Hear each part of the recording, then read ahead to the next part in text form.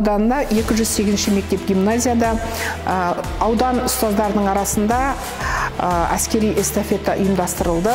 Бұл іс-шара Қорғаныс министрлігімен бірлесе отырып өткізілуде. 100-ден жүйрік мыңнан тұлпар шығады дегендей, біздің ұстаздарымыздың ептілігін сынға алдық. Жас өскелең ұрпақты елін, жерін, отанын сүюге баулу, патриоттық тәрбие беру, жалпы осы ұстаздарымыздың да өзі үлгі бола білетіндей, өздерінің де бойында осындай ептілік, спортқа деген бейімділік болу мақсатында осы іс-шаралар ұйымдастырылуда. Эстафетаның жеңімпаздары бағалы сыйлықтармен, алғыс хаттармен, құрмет грамоталары және басқа да сыйлықтармен марапатталды.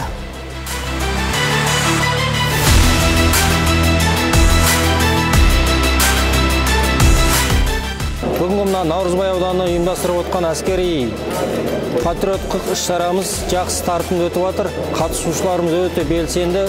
Бұл болашақ ұрпаққа, жас ұрпақтарымызға патриоттық сезімін арттыруға өте әсерін тигізеді деп ойлаймын.